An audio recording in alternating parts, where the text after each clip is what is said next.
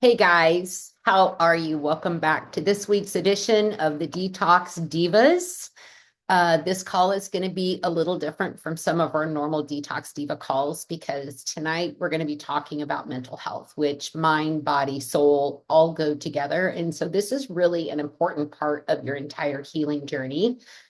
And I want to start by saying this is not me standing up here pretending that I have all the answers because I don't. What I do have are questions, a lot of questions really about the entire mental health program and the way that works. And I'm sure that you guys, maybe you've experienced some time with the mental health program or you're on some sort of prescription for that. So let's just kind of put some puzzle pieces together tonight. And the question that I keep coming back to while I was putting this together was who's looking at the whole picture? Because when somebody is struggling mentally, we tend to separate the brain from the rest of the body. We talk about the diagnosis, we talk about the medication, we talk about behavior, but what about sleep? What about hormones? What about nutrition? What about grief? What about blood sugar, inflammation, stress, relationships, trauma, everything else that that person is carrying in their body? And tonight, I want to put some of those pieces back on the same table. And I want you to listen to this call tonight with two lenses, one for yourself, and the other is for somebody that you love, because sometimes we can see changes in people before they can see it in themselves. So before we begin, I do want to be very clear about what we are talking about tonight. We're going to talk about suicide. We're going to talk about postpartum depression, which is all over the news right now. Postpartum psychosis, psychiatric medication, grief, loss. And we're not going to go into graphic details or methods. We're not going to be talking about the current case, really. And the legalities of what is going on with that. But I thought it's such a timely topic right now to have this conversation about mental health because a lot of people are resonating not only with her, but with the entire infrastructure failure that took place. Okay. So I want you to take care of yourself. If you need to step away, step away. If you need to come back to the replay later, feel free to do that. I don't want to trigger anyone. I don't want to put you in any sort of mood other than this is informational and educational content. It's not medical advice.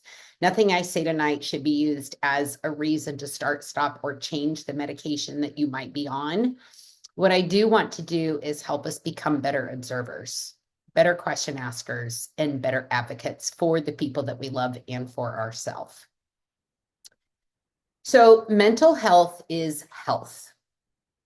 I know that sounds obvious, but I don't think we always treat it as obvious. Mental health is health. It's a part of what makes us healthy, what makes us feel good, what makes us feel like going to the gym, taking that walk, cooking dinner, brushing your teeth, and showering every day, right? That's mental health.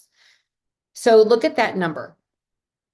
16% of females aged 12 and older have had depression in the previous 2 weeks. That's from the CDC. And for women 40 to 59, it was 13.8%. So that's not some tiny group of people living someplace else. These are women that we know, women at work, women at church, women raising family, taking care of aging parents, running businesses, and women that look perfectly functional from the outside. And I know that I fall into that category sometimes. And all of this matters because one of the things I want us to get away from is the idea that mental health struggles always look dramatic. Because sometimes they look just like somebody who's still getting up, putting their makeup on, still answering messages, making dinner, and quietly using every ounce of energy they have just to keep going. The brain is an organ that we have to take care of. It's biology, it's chemistry, it's nutritional needs. It responds to hormones, sleep, stress, inflammation, medication, and it responds to the rest of the body. So tonight, we're not separating mental health from physical health. So what are we missing? And this is where I want you to start thinking differently. If someone tells us they don't feel like themselves or they're struggling, what do we look at? We look at the sleep, the nutrition, the blood sugar, the hormones, gut health, inflammation, medications, substances, medical conditions, grief, trauma, stress, and environmental relationships. All of that plays a piece of that mental health puzzle. So I'm not saying one of these is secretly the answer to every mental health problem. I'm saying these are pieces, puzzle pieces of this person. So think about how differently you feel after 3 nights of terrible sleep. Think about how you feel when you're hangry and you haven't eaten all day and your blood sugar is on the floor. Think about what hormones can do during pregnancy, postpartum, perimenopause, menopause, teenagers going through the changes, and think about what grief does to the body. Now stack several of those things one on top of the other, and that's the whole picture conversation. And sometimes the right answer absolutely includes mental health treatment. Sometimes it includes medication. But I want somebody asking what else is happening too. So here is one of my pieces, my favorite pieces of the whole presentation, because it puts the brain into perspective of what's going on within the body. And your brain is only about 2% of your body weight, but it uses 20% of your glucose-derived energy. That little organ is very expensive to run. So thinking takes fuel, making decisions takes fuel, regulating emotions, paying attention, coping with people. Sometimes all of that takes fuel. Balancing yourself, going into the grocery store takes fuel. Sometimes driving during rush hour can take fuel. All of that depletes that fuel that brain needs to function correctly. So when someone is depleted, underfed, not sleeping, stressed beyond anything, or dealing with unstable blood sugar, I don't think it makes sense to pretend that the brain is somehow floating above all of that untouched, because it's not. This does not mean that food cures depression. It means that the brain has needs just like the heart, the liver, the muscles, and every other piece of us. And that is why that's why I use the word foundation all the time, right? We support the foundation while we get the appropriate care for whatever is happening. So sleep. Sometimes the first question really is the simplest. How are you sleeping? And I don't mean, did you go to bed? I meant, are you actually sleeping? Are you falling asleep? Are you staying asleep? Are you waking up rested? Are you getting 2 hours here, 3 hours there, and calling that sleep because technically you were in bed? Sleep deficiency affects decision-making, emotional regulation, and our ability to cope with change. It's also linked with depression. Most of us have experienced a tiny version of this. Miss enough sleep, and suddenly something that normally would have you irritated feels enormous and overwhelming, and your patience is gone, your thinking gets muddy, and everything feels like a huge struggle. So now imagine somebody under tremendous stress, grieving, postpartum, hormones are shifting, or dealing with a mental health condition. And then you take away that restorative sleep when your body has to rest and all of the organs go into balance and they start doing their job for your body while you're sleeping. Sleep's not the whole answer, but it's very important. And I want us asking about that. So that would be one of the questions that I would ask someone when they say, I'm really struggling right now. Well, what's your sleep like? And sometimes it can be more sleep than needed. And I'll talk about that in just a minute. So what's the body carrying? So let's widen that lens again. So blood sugar swings, nutrient gaps, inflammation, gut health. The gut and brain are constantly talking to each other through neural, immune, and neuroendocrine pathways. And that does not mean every mental health issue starts in the gut. It means the body is connected. So I want you to hear the wording on this slide. Contributors worth evaluating, not a diagnosis, not a replacement for care. That distinction matters.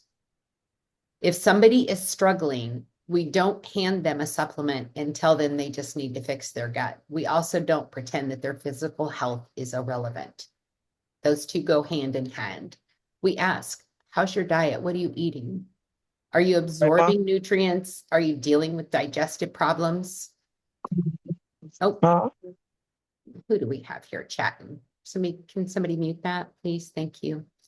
Is there a medical condition? What has changed in your life? What does your healthcare team need to know? Those are some questions that you need to ask yourself if you're struggling.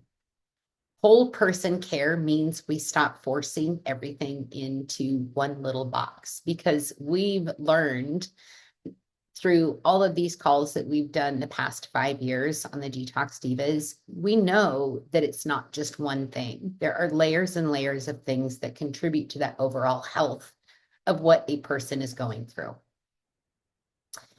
So let's talk about hormones, right, ladies, and men too. We know this, we know hormones in our bones, don't we? Menstrual cycles, pregnancy, postpartum, perimenopause, menopause. We know hormones can change our sleep, our appetite, our energy, body temperature, our libido, and about probably 15 other things before we even have our cup of coffee or our breakfast, right?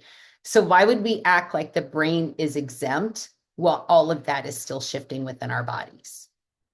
So a significant change in mood, anxiety, sleep, thinking, or functioning during one of these hormonal transitions deserves to be taken seriously, not dismissed. Well, you're just hormonal.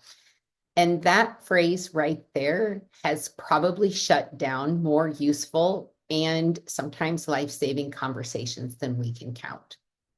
Hormones can be a part of that really big picture for overall health. They're not an excuse to minimize what somebody else is experiencing. They're reasons to look just a little bit more carefully at the entire picture. So postpartum, this is especially important right now with everything going on. Thankfully, it wasn't something that I experienced. Well, maybe I did a little bit with my first one, but it is really in the news right now. And so that's one of the reasons I wanted to have this call tonight, because mental health goes beyond postpartum. Many of us, I'm sure, are affected by this on a daily basis.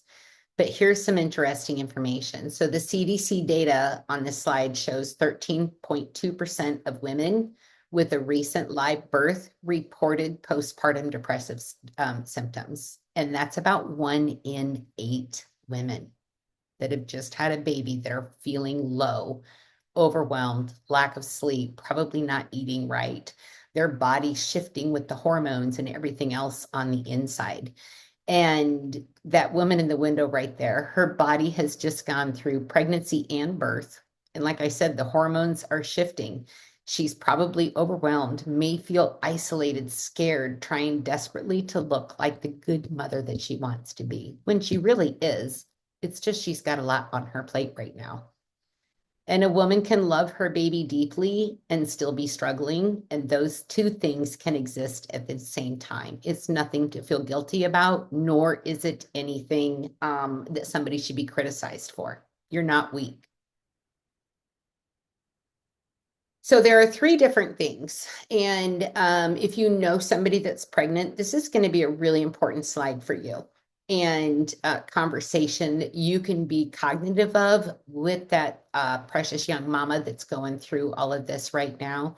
Baby blues are very common. They're generally mild, usually brief in those first days after birth.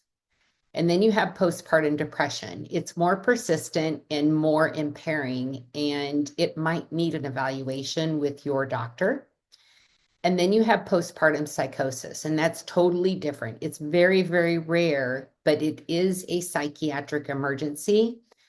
And this notes that roughly 1 in 2 cases per 1,000 births, usually, and this usually begins days to 6 weeks after delivery.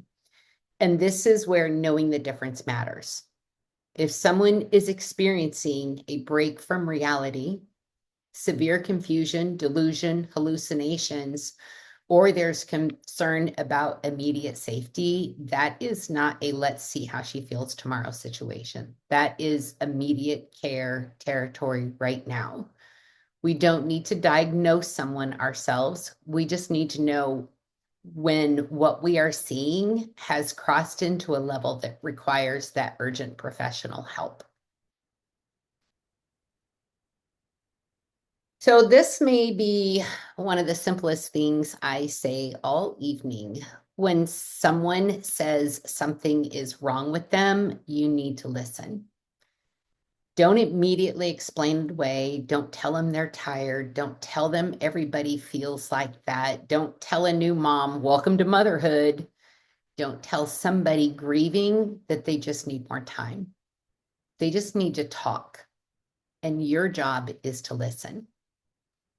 A real change in mood, sleep behavior, or functioning is information. And so you don't have to know what any of that means.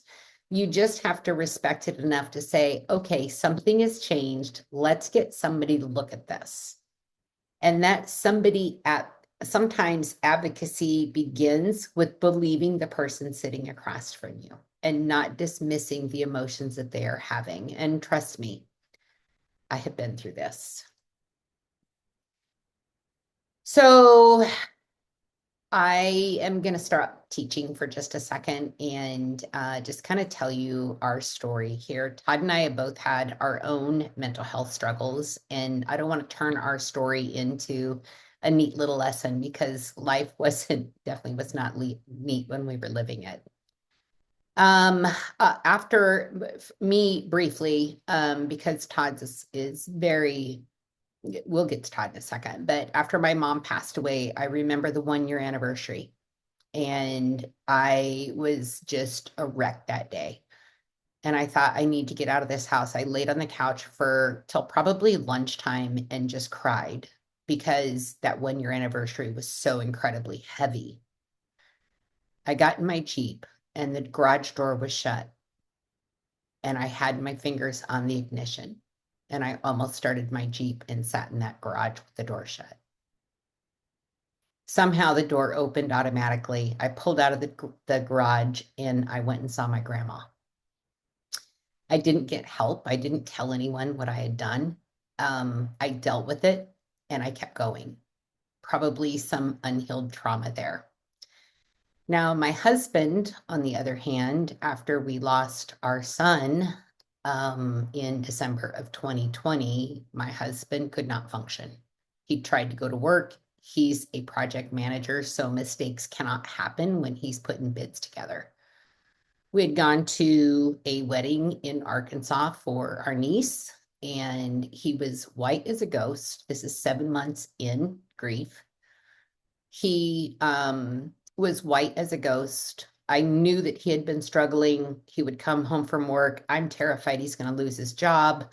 I'm trying to grieve. I'm trying to be strong for him during all of this. And during that wedding, he's like, I have to go home right now. And we're in Arkansas. That's 9 hours away, right, from Des Moines. So we get in the car and we start heading north, and I'm terrified that he's going to drive off the road and end it for both of us. I mean, he was that bad. We got up the next morning. We went to a mental health facility, and which actually brings me to the next slide. So we asked for help, and Todd knew he needed help. I knew he needed help. And he was just not functioning. He was just ruminating thoughts over and over again about the loss, the life that we live now, without our son.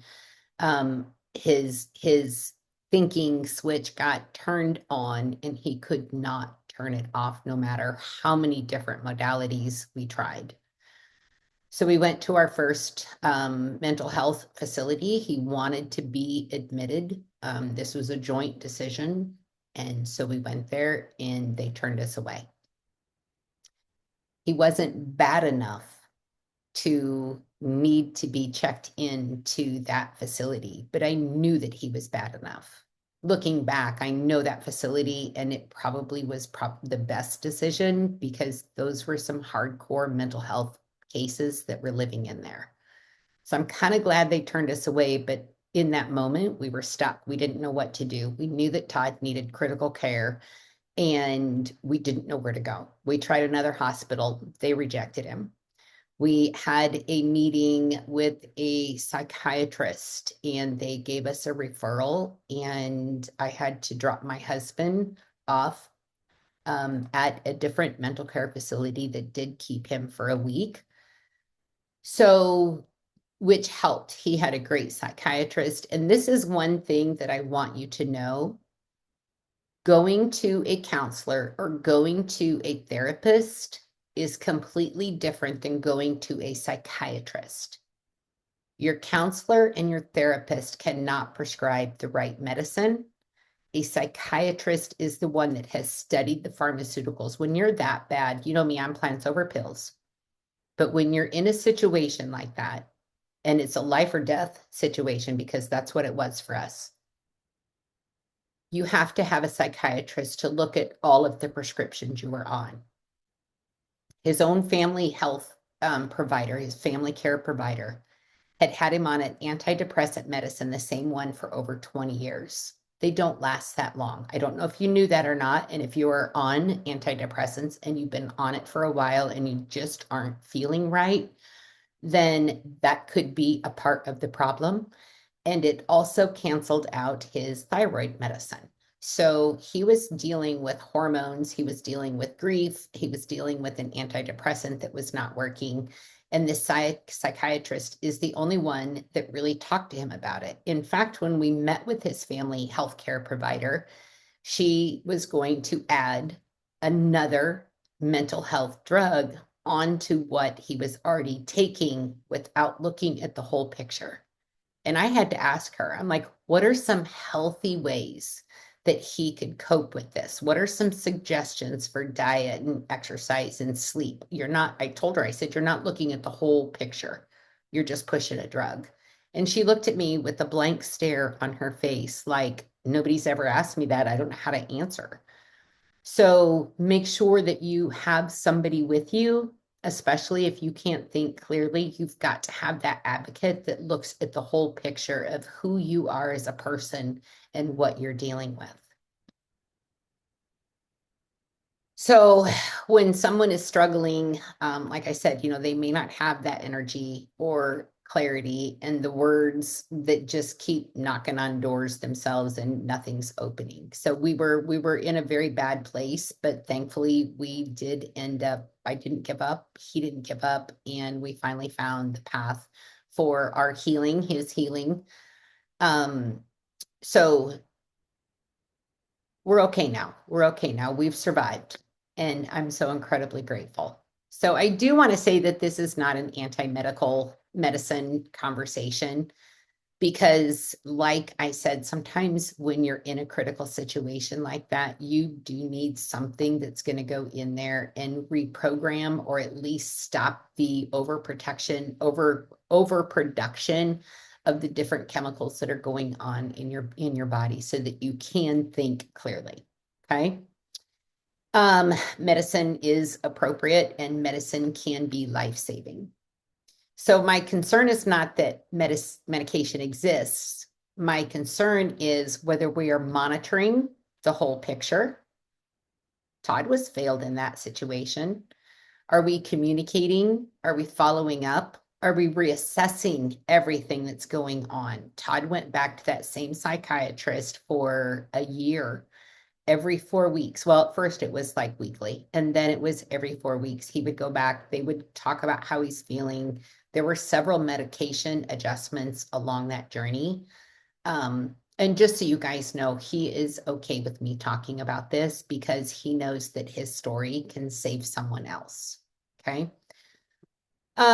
So we need to be asking, what should we be watching for? When should we follow up? And this is a we, because you need to have that partner.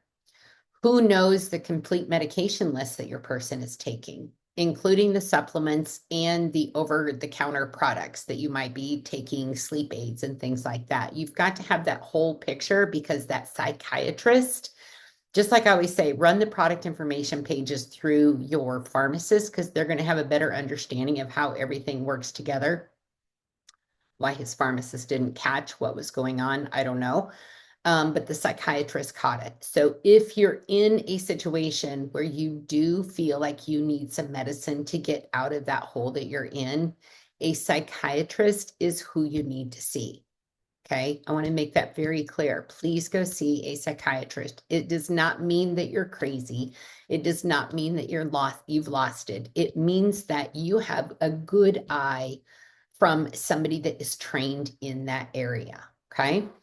If there are multiple providers, are they working from the same information?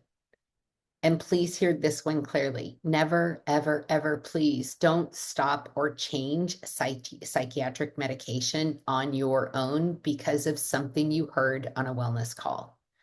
The goal is better care, not less care. Okay. You can get off of those drugs, but it's going to take a whole body approach and a whole body healing.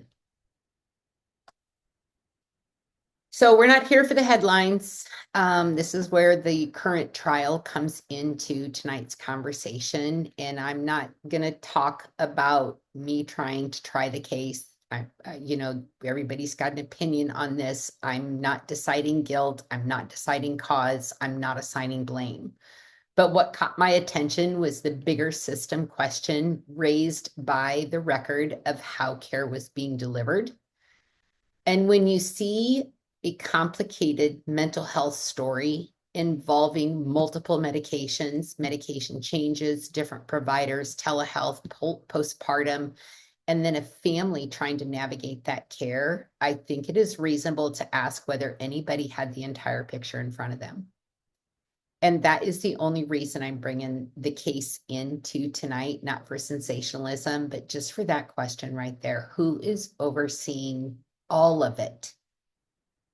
Because the list of medications that woman was put on in a matter of 6 weeks, I think there were like 20 some different medications. None of them had time to kick in and work. It was absolutely horrible what I have seen through following that case.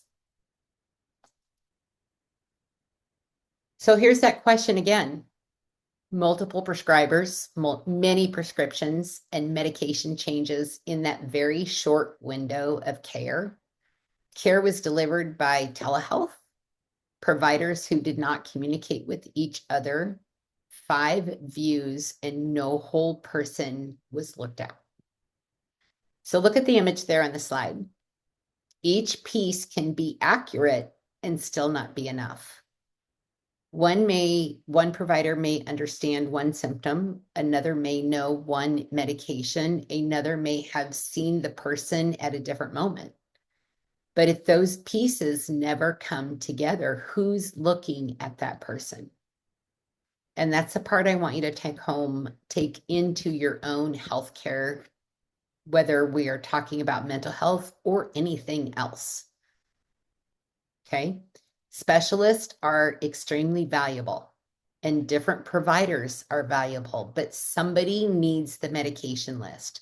Somebody needs the history, and somebody needs to know what changed and when, and what else is going on in the family dynamics, right? There's a lot going on in that specific situation. And for many, many young mamas and many of us, there was a lot going on with Todd and I.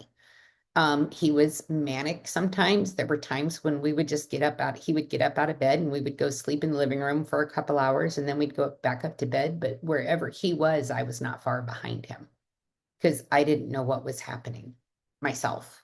I was clueless as to what took place in the mental health arena, basically, and how that all worked. So we need to know. We need to ask better questions. And what do you do with all this? We ask better questions. Who's coordinating my care?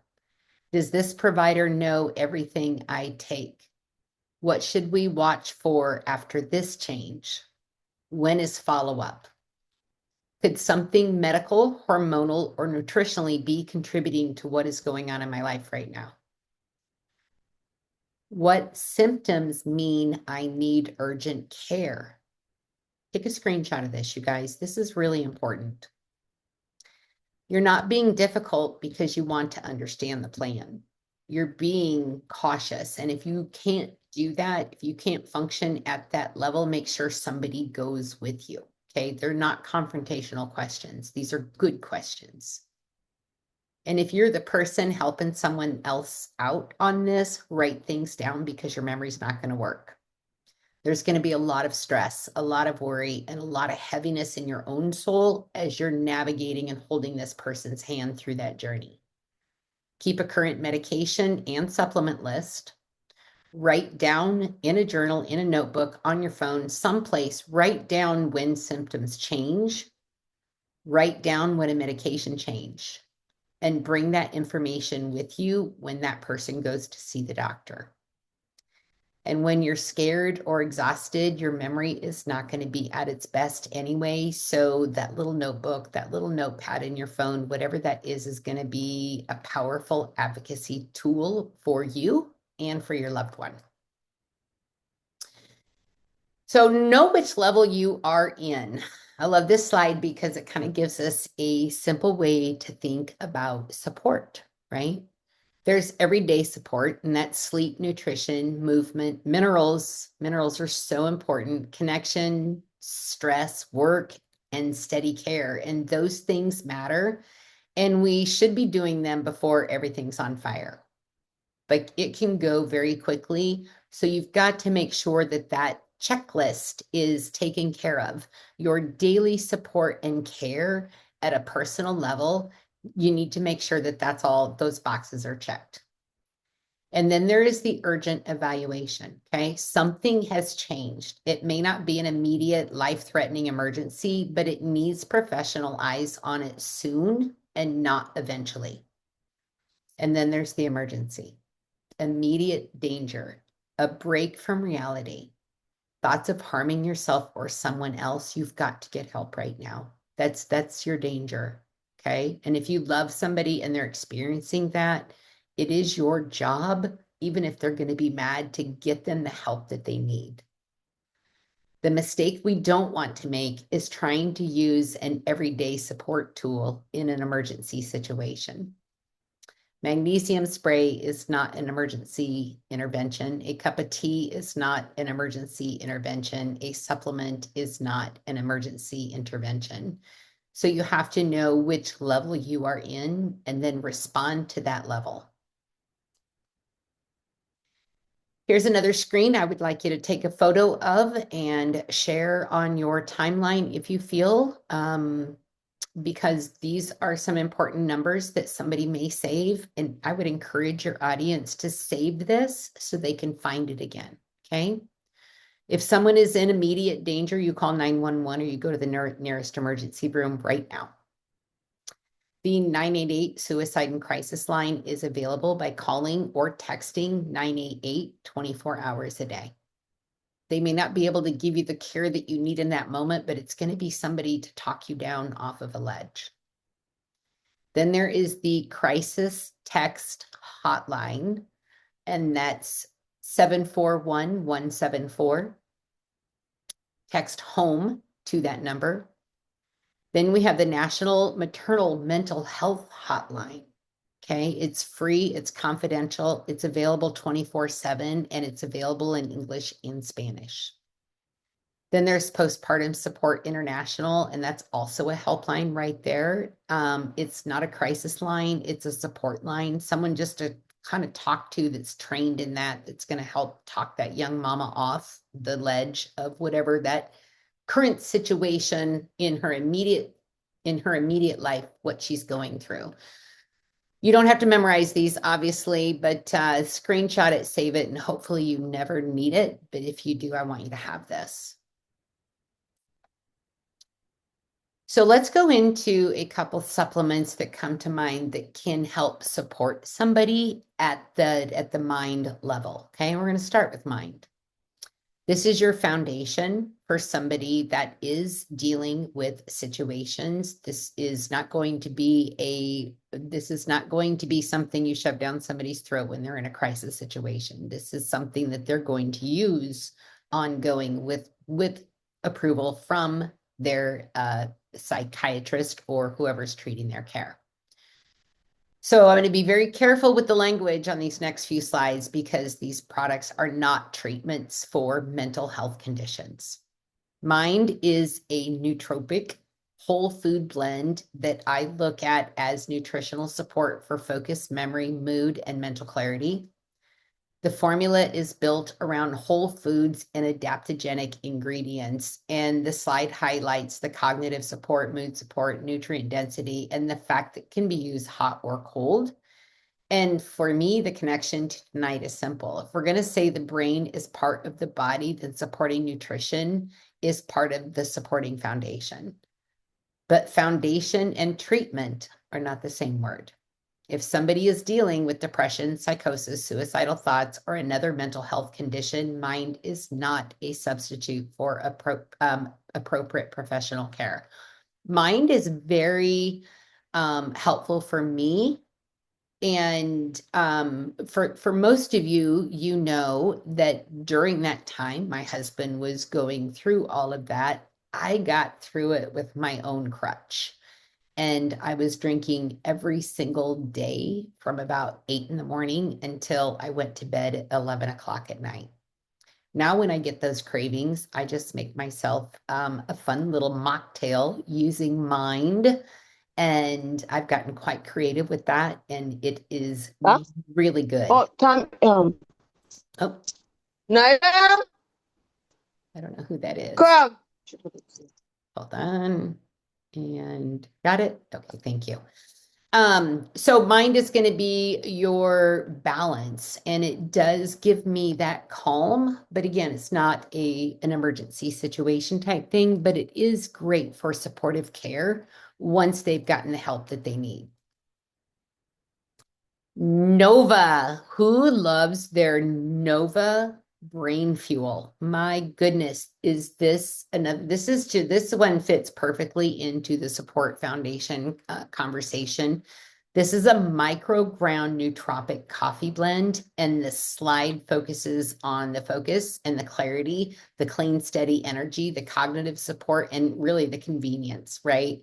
So if you're already a coffee person, this is a way of turning something you already do into something with additional functional ingredients for you. So again, I don't want anybody making the leap from supports focus to treats mental illness. Those are completely different claims. I'm showing you these because earlier tonight we talked about the brain needing fuel, and that's what this is. This is that brain fuel. This is one of the tools in the toolbox. It's not the whole toolbox.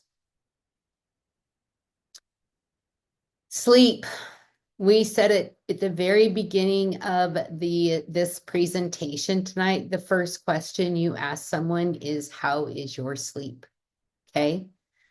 And the amount of sleep you're getting can change your mood, your decision making, your emotional regulation, and our ability to cope with things in life that come up. And so this is a topical sleep magnesium oil spray. And what I like about topical magnesium is just the sheer simplicity of it. It gives people another way to use magnesium without swallowing another pill, and it can be applied to specific parts of the body. I like to put mine on my legs and on the bottom of my feet. I'd love to hear in the chat how you like to use sleep magnesium spray if you use that. This product can be a part of somebody's wellness routine, but again, not treatment for insomnia, depression, anxiety, postpartum depression, or any other mental health. We're just supporting the body. We're not replacing care. And you know me, I've got to find a way to get that fulvic mineral in there because it really is that all around foundational product that people need to be on every single day. Every single one of you on this call tonight should be taking fulvic acid every day. Your brain needs these nutrients. And the product information on this side focuses on the mineral delivery, the detoxification support, the antioxidant support, the gut-brain connection, right? And absorption. This is whole body support right here. And whatever else you're taking, it's going to amplify the effects of that by 65 times its weight at the cellular level. And yes, it does help the brain. So again, not a treatment for depression or anxiety. I included this because the mineral status and nutrition are part of that whole body care that we need on that daily basis that carries our mind and fuels our thought processes, okay?